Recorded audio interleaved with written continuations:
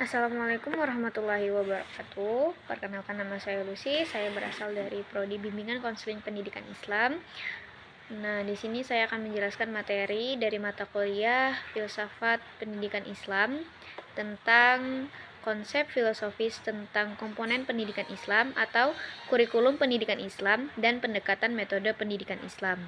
Nah, di sini langsung saja akan saya jelaskan. Yang pertama, yaitu apa itu kurikulum? Kurikulum adalah rencana atau program pendidikan yang mencakup isi, materi, metode, dan proses pembelajaran yang dirancang secara sistematis untuk mencapai tujuan pendidikan tertentu. Nah, kurikulum ini berfungsi sebagai panduan bagi guru dan peserta didik dalam proses pembelajaran, sehingga mereka dapat mencapai kompetensi dan keterampilan yang diinginkan. Selain dari pengertian kurikulum, selanjutnya itu ada dasar kurikulum pendidikan Islam. Nah, dasar kurikulum pendidikan Islam ini meliputi berbagai aspek atau beberapa aspek fundamental yang bersumber dari ajaran dan nilai-nilai Islam, seperti Al-Quran, hadis, akidah, syariah, akhlak, dan fikih atau hukum Islam. Selanjutnya, setelah dasar kurikulum, terdapat juga prinsip-prinsip kurikulum pendidikan Islam.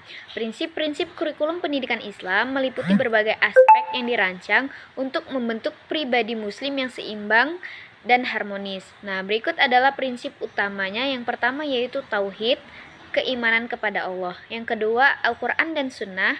Yang ketiga, akhlak, yaitu moral dan etika. Yang keempat, keseimbangan.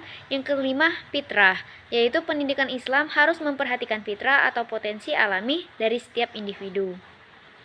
Nah, yang selanjutnya yaitu pembinaan berkelanjutan. Yang kedua, komprehensif dan integratif, yaitu kurikulum harus mencakup berbagai bidang ilmu pengetahuan dan mengintegrasikan ilmu-ilmu Islam dengan ilmu-ilmu modern.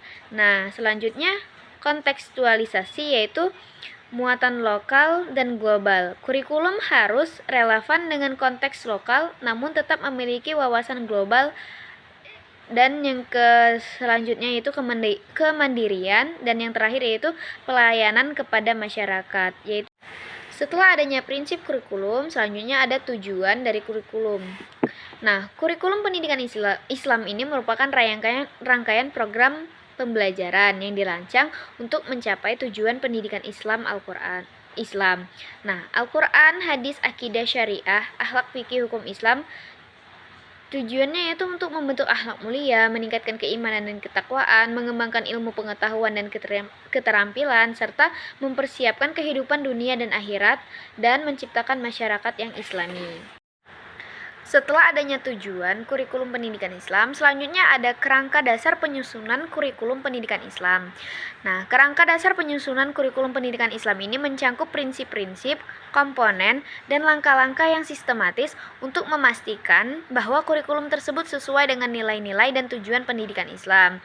Nah, berikut adalah kerangka dasar yang umum digunakan, yaitu prinsip-prinsip kurikulum Al-Quran, yaitu berbasis Al-Quran dan hadis, holistik dan terpadu, kurikulum relevan dan kontekstual, berkelanjutan dan fleksibel. Yang kedua, prinsip berdasarkan komponen utama kurikulum pendidikan Islam. Yang pertama yaitu tujuan, yang kedua itu materi pembelajaran seperti Al-Quran, hadis, akidah, fikih, sejarah Islam, bahasa Arab, dan ilmu pengetahuan umum.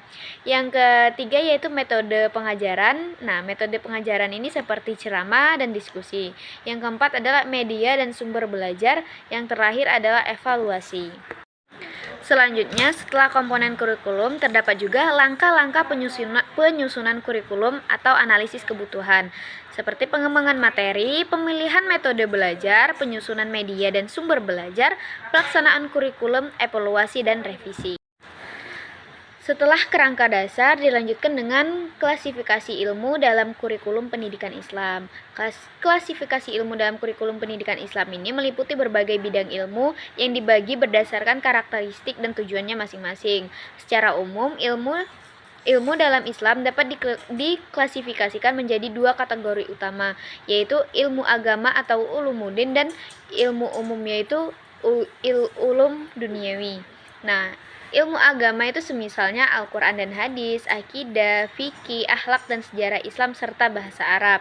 Sedangkan ilmu umum atau duniawi itu seperti matematika, sastra, teknologi, sains, bahasa, sosial dan humaniora serta kedokteran dan pertanian. Adapun ilmu keterampilan hidup yaitu seperti ekonomi bisnis, kesehatan, olahraga, seni dan kreativitas. Dan yang keempat itu adalah integrasi ilmu dalam kurikulum pendidikan Islam, seperti pendekatan holistik, nilai-nilai Islam, dan ilmu umum. Selanjutnya itu pendekatan, metode, dan teknik. Nah, pendekatan ini adalah cara pandang atau perspektif yang digunakan untuk memahami atau menganalisis suatu masalah atau situasi. Pendekatan ini mencangkup prinsip-prinsip dan asumsi dasar yang mendasari cara seseorang melihat dan menyelesaikan suatu masalah. Misalnya dalam pendidikan adalah pendekatan konstruktivitas yang menekankan pada pembelajaran melalui pemahaman dan interaksi. Nah, macam-macam pendekatan yaitu pendekatan secara naratif, histori, filosofis, psikologi, sosiologis, dan integratif. Selanjutnya yaitu metode. Nah, metode adalah cara atau prosedur yang sistematis dan terencana untuk mencapai tujuan tertentu. Metode ini mencangkup langkah-langkah atau tahapan yang harus diikuti dalam melaksanakan suatu kegiatan atau penelitian. Contohnya dalam penelitian ilmiah, metode penelitian bisa melakukan beberapa survei, eksperimen, atau studi kasus. Nah, macam-macam metode yaitu seperti metode ceramah, diskusi, tanya jawab, demonstrasi, dan pengajaran langsung serta proyek. Teknik. Nah, teknik adalah secara spesifik atau alat yang digunakan untuk melakukan suatu metode. Teknik menggambarkan tindakan atau langkah-langkah yang dilakukan dalam rangka menjalankan metode tertentu, misalnya teknik wawancara, teknik analisis data, atau teknik pembelajaran interaktif. Nah, macam-macam teknik seperti audiovisual, pelajaran aktif, dan kasus kerja kelompok. Mungkin itu saja materi yang dapat saya sampaikan. Apabila ada kekurangan, saya memohon maaf. Saya akhiri. Wabillahi taufik wal hidayah. Wassalamualaikum warahmatullahi wabarakatuh.